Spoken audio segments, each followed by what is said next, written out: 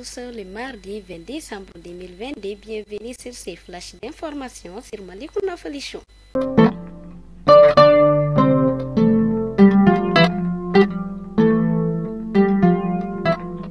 La première édition de la semaine du numérique a démarré le lundi à Bamako. Il s'agit de mettre en compétition les jeunes entrepreneurs numériques pour promouvoir la créativité numérique au Mali. La CEDEAO s'active pour la mise en place de la force conjointe antiterroriste et anti-coup d'État, mais des observateurs dénoncent une forte de trop. Mise en œuvre de l'accord pour la paix, la CIMA accuse des partis d'avoir manqué à leur devoir. La médiation de son côté met en garde contre les déclarations fâcheuses. Les rideaux sont tombés ce dimanche sur les activités de la 7e édition du festival Vivre Ensemble à Tombouctou.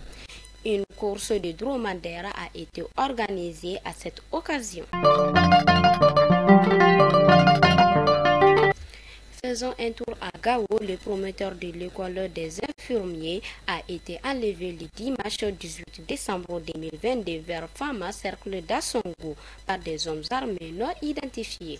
Selon les sources locales, il était avec sa femme et son chauffeur. A rappelé qu'en 2020, un de ses fils a été enlevé par des présumés terroristes avant d'être libéré contre le paiement d'une rançon.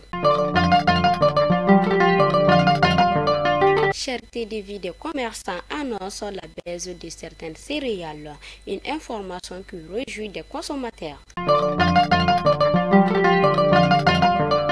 Ainsi, nous partons à Yorosso. Un camion de transport chargé de coton a pris la semaine dernière à Dorokoma, commune de Boura, à 50 km de Yorosso. Des témoins indiquent que l'incident serait dû à une panne technique du véhicule qui aurait déclenché le fait. Et enfin, pour terminer ces flashs, nous partons à Tombouctou. Près de 80 écoles sont fermées dans les cercles de durée. Les centres d'animation pédagogique et les notabilités interpellent les autorités face à la situation. Fidèles abonnés de Malikouna Falichon, c'était l'information du jour et à demain, Inch'Allah.